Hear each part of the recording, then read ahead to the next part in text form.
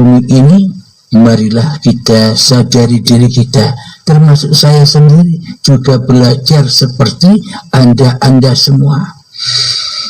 Jadi kita aplikasikan di dalam agama Islam, sholat 5 waktu, kewajiban sholat 5 waktu itu tujuannya hanyalah untuk supaya kita tidak jadi Tuhan di dalamnya. Sholat 5 waktu itu tujuannya supaya kita merelakan, meridhokan bahwa hidup ini bukan hidup manusia kita. Apa buktinya? Kalau hidup ini bukan hidup manusia kita, sudah tertera di dalam surat 5 waktu. Mari kita kupas sedalam-dalamnya agar kita semua, agar seluruh bangsa manusia menyadari dari mana ia diciptakan, dari mana ia diadakan di bumi ini. Bismillahirrahmanirrahim. Mohon maaf ya.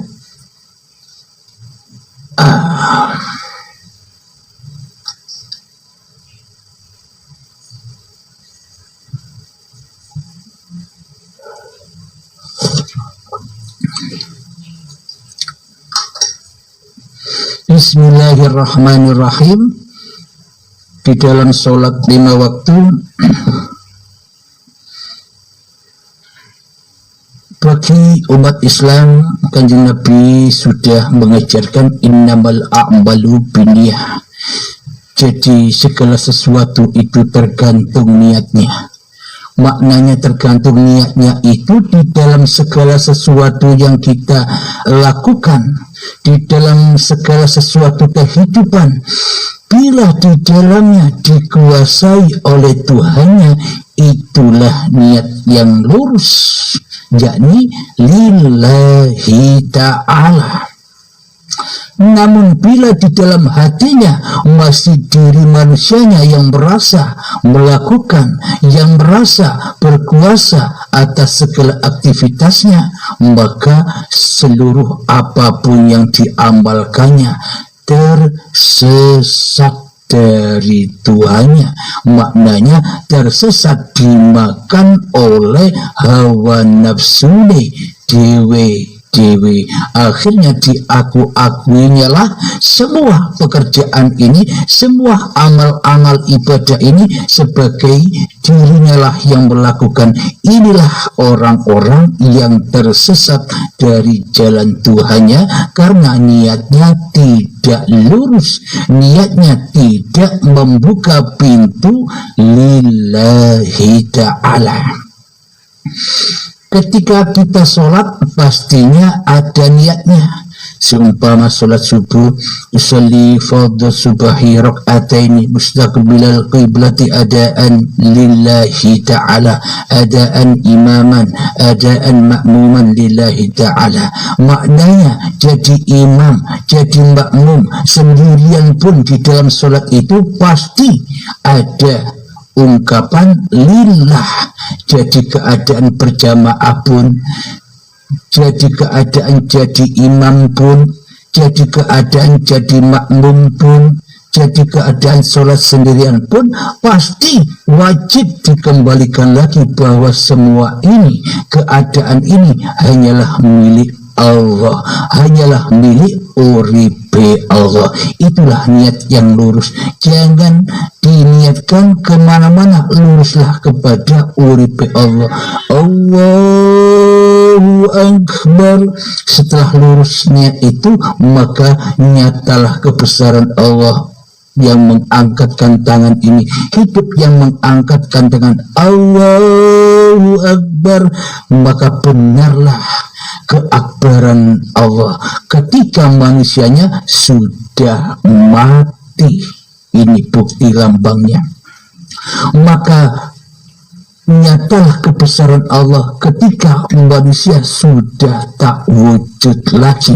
Maka nyatalah kebesaran Allah ketika manusianya sudah tak hidup lagi, sudah tak kuasa lagi. Angkat tangan, jangankan berdiri, ngangkat tangan pun tak bisa, jangankan angkat tangan, bernafas pun tak bisa. Bila tanpa uripe Allah, maka tersadarlah manusia bahwa Tuhanlah yang mengangkatkan tangan, Tuhanlah yang menggerak-gerakkan tubuhnya. Maka nyata kebesarannya bila manusianya rela, ridho bahwa diri manusianya itu ternyata hanya sebuah makhluk, hanya seorang makhluk, hanya benda yang mati.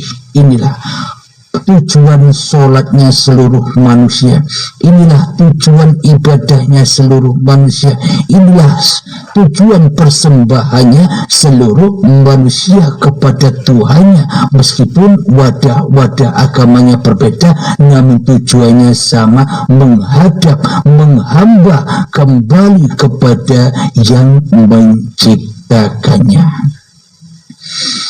Kemudian setelah Allahu Akbar, setelah mati manusianya, tujuan sholat 5 waktu itu kan kita tujuannya belajar mati, bukan belajar tambah jadi orang mulia. Tujuannya bukan malah menjadi orang yang kepingin jadi orang yang dihormati umat. Salah besar. Di sini sholat 5 waktu itu tujuannya untuk menghancurkan diri manusia kita, menghancurkan kesombongan diri manusia kita, menghancurkan kebanggaan diri manusia kita, menghancurkan kemuliaan diri manusia kita, baru kita bisa sholat. Maka dari itu orang yang belum Islam, belum apalagi Islam, iman saja belum ada di dalam hatinya, Tuhan saja belum terwujud di hatinya, Tuhan saja belum hadir di hatinya, tidak akan pernah bisa sholat dengan benar, tidak akan pernah bisa sholat dengan khusyuk.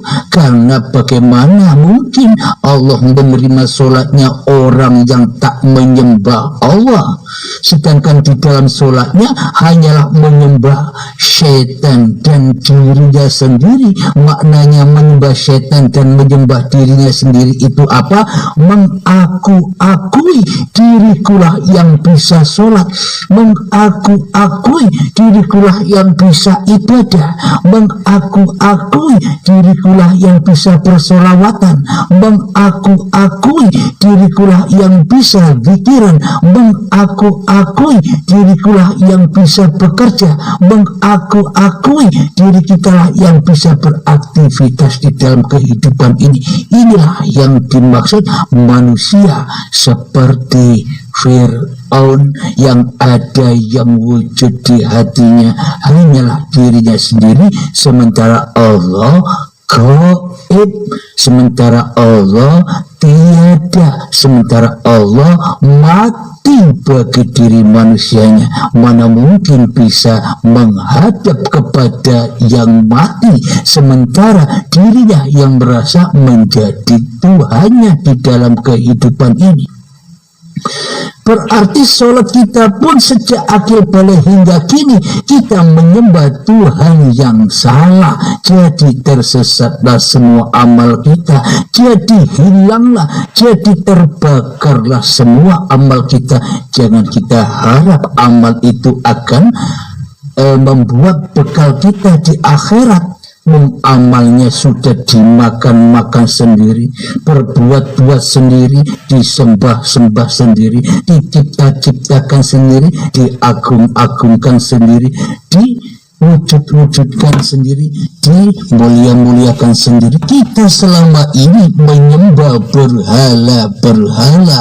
Diri kita yang ada di hati kita sendiri. Maknanya kita belum Islam, Jadi saya tunjukkan bagaimana cara sholatnya orang yang sudah masuk Islam. Jadi ketika Allahu Akbar di dalam hatinya sudah uripe Allah yang menggerakkan itu semua, manusianya tandanya mati. Nah, jadi inilah rahasia untuk mengungkap apa sholat itu, apa ibadah itu, apa yang dilakukan manusia-manusia yang bertuhankan Tuhan yang esa, apapun agamanya, pasti larinya kepada Tuhannya di dalam hatinya, bukan malah kepada dirinya sendiri, bukan malah ingat dan mengkhuburkan hawa nafsunya sendiri di hatinya. Terus kita lanjutkan di dalam doa iftitah, maka kita buka agar iman akidah kita lurus kepada Tuhan yang esa, yakni uripe Allah lah yang berkuasa atas diri manusianya. Mari kita baca doa iftitah untuk membuktikan bahwa di dalam sholat itu kita wajib mati dulu baru bisa sholat yang benar di sisi Allah, bukan di sisi setan sholatnya. Selama ini kan kita sholatnya di sisi setan. Selama ini sejak akhir balik hingga setua ini kita ibadahnya di sisi setan, di sisi hawa nafsu, diaku-akui oleh dirinya sendiri ibadah-ibadahnya, kemudian malah merasa bangga dan merasa mulia dengan ilmu dan amal kita selama ini. Inilah bahwa bukti selama ini kita tidak beragama kepada Allah, tidak mentuhankan Allah, tidak mewujudkan Allah di hati kita, malah mewujudkan syaitan dan hawa nafsu kita sendiri. Berarti selama ini kita salah Tuhan, salah akidah, salah tuntunan yang dituntunkan oleh Kanjeng Nabi Muhammad sallallahu alaihi wasallam, membawa agama yang rahmatan lil alamin. Mestinya Allah yang wujud, lo kok manusianya yang wujud? Itu sudah pasti salah Tuhan. Maka jangan kita harapkan amal itu akan ketemu. Buang saja amal itu semua, karena semua amal itu yang selama ini kita kumpulkan itu sebenarnya racun api neraka. Apakah kita mengharapkan racun dan api neraka itu kembali kepada kita? Sudah buang saja. Maknanya hiduplah kembali seperti bayi, perbarui imanmu dengan la ilaha illallah. Alhamdulillahirabbil alamin. Mari kita lanjutkan. Di dalam doa iftitah sudah diterangkan, ini saya baca Arabnya dulu ya. Setelah takbiratul ihram, Allahu Akbar kabira walhamdulillahi kathira wa subhanallahi bukratan wa asila. Inni wajjahtu wajhiya lilladhi fatara as-samawati wal arda hanifan musliman wa ma ana minal musyrikin. Inna salati wa nusuki wa mahyaya wa mamati lillahi rabbil alamin la syarika lahu wa bidzalika umirtu wa ana minal muslimin. Yang artinya Allah Maha Besar. Ketika takbiratul ihram Allahu Akbar, nyatalah di dalam hati kita bahwa hiduplah yang melakukan ini semua, bahwa hiduplah yang mendirikan badan ini, bahwa hiduplah yang mentakbirkan badan ini. Manusianya sudah jangan ikut-ikut lagi, biar Allah yang menguasai kita, janganlah kita yang menguasai Allah. Terbalik itu. Kemudian setelah Allah Maha Besar, Allah memuji dirinya sendiri. Segala puji bagi Allah dengan pujian yang banyak. Maha suci Allah pada waktu pagi dan petang. Inilah buktinya bahwa uripe Allah yang berkuasa, yang berkuasa atas segala puja dan puji. Bila tak ada uripe Allah, apa ada puja dan puji? Bila tak ada uripe Allah, apakah ada kesucian? Inilah kesucian uripe Allah di waktu pagi dan petang. Selanjutnya artinya, sesungguhnya aku hadapkan wajahku kepada wajah Tuhanku. Wajah Allah, sesungguhnya aku hadapkan ini wajahtu wajhiya lilladzi fataras samawati wal ardh. Sesungguhnya aku hadapkan wajahku kepada wajah Tuhanku yang telah menciptakan langit dan bumi dengan segenap kepatuhan atau di dalam keadaan tunduk. Inilah buktinya bahwa wajah kita, bahwa wajah seluruh alam semesta ini hakikatnya wajhullah. Bila manusianya mati, tapi bila manusianya masih hidup, ya takkan pernah bisa menyaksikan wajhullah. Akan tetapi yang disaksikan hanyalah wajahnya iblis saja, wajahnya setan saja, wajahnya diri manusianya sendiri saja yang disembah-sembah di dalamnya. Bila manusianya tidak mau mati di dalam kehidupan ini. Selanjutnya, dan aku bukanlah dari golongan orang-orang yang menyekutukannya. Jelas sudah.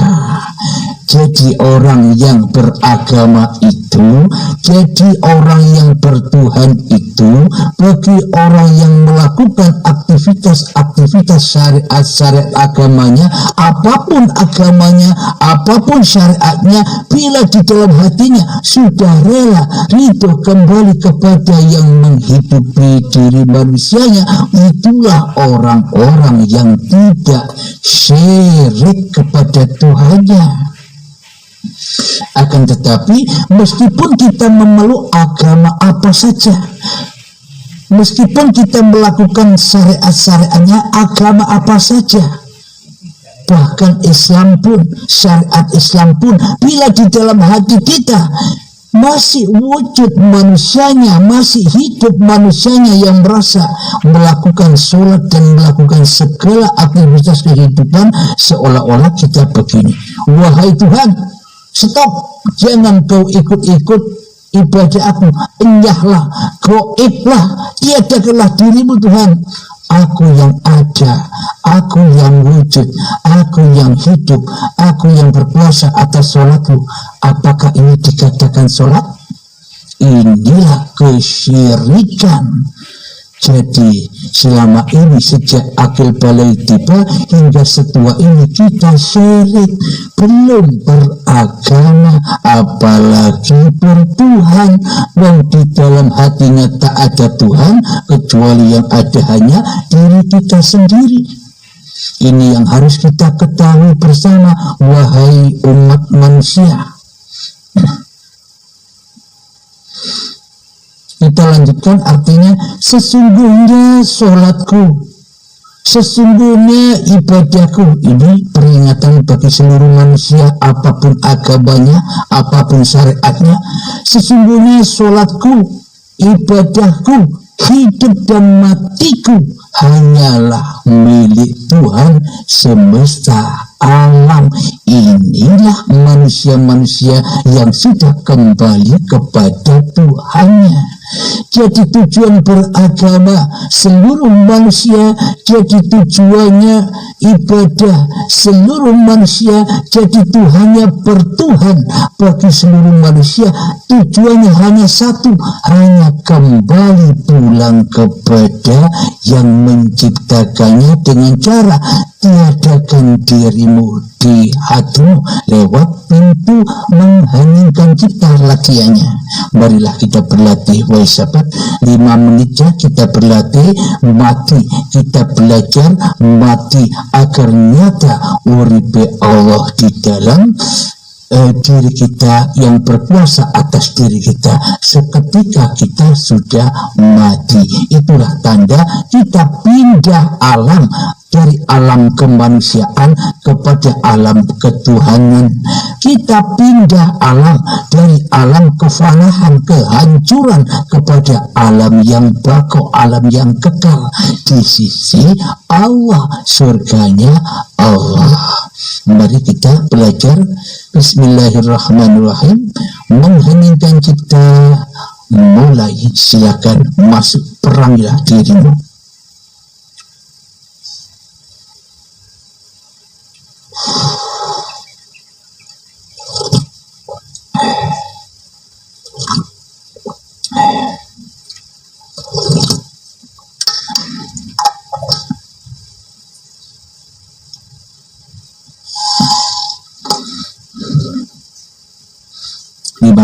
Belajar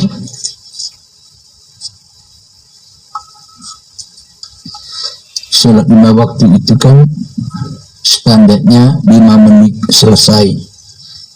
Jadi hasil dari latihan-latihan ini agar Anda bawa kepada sholat ibadah Anda. Itulah pintu kembali kita.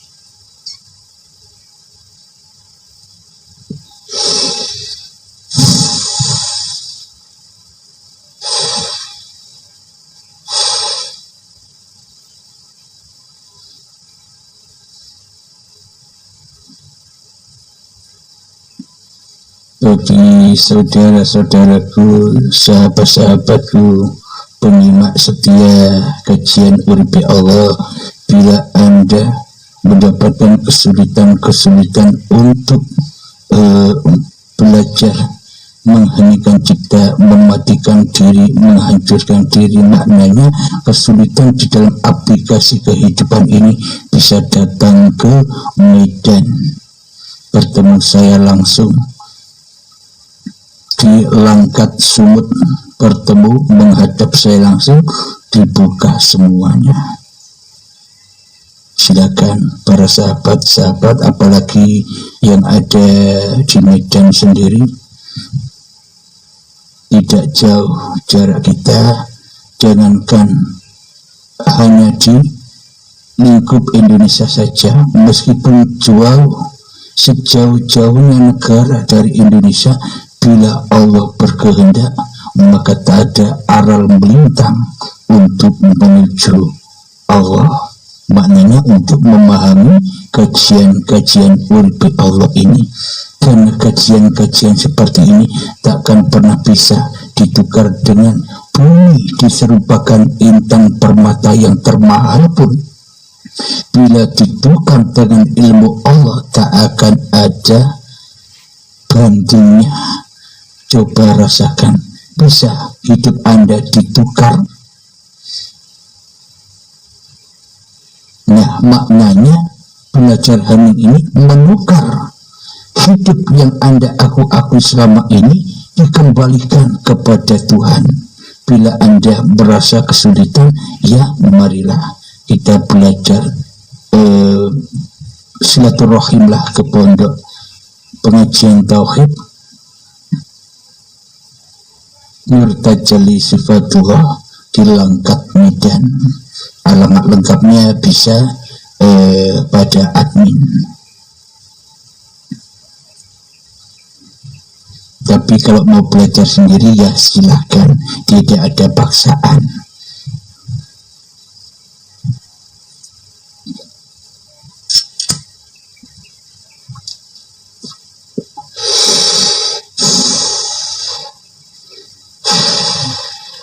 Alhamdulillahirrabbilalamin, mengheningkan cipta selesai.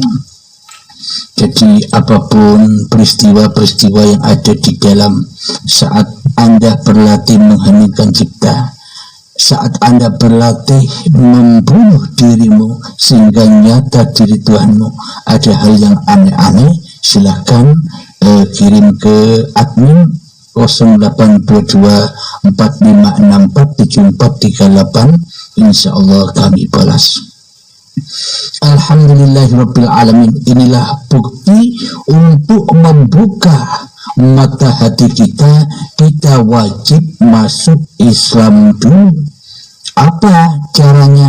Ya, rukun iman kita nyatakan. 6 rukun iman ini kita bisa menyatakan Allahnya dahulu, kemudian malaikatnya, kitab-kitabnya, rasul-rasulnya, hari kiamat, yakni kematian, hari huru hara ketika Anda mengheningkan cipta harus dapat diatasi dan dilewati. Kemudian akan bertemu dengan kodok dan kodarnya Allah. Ini ke-6 rukun iman ini harus dipegang dulu, harus dipahami dan direalisasikan atau dipraktekkan dulu. Kemudian setelah dipraktekkan baru bisa masuk rukun Islam.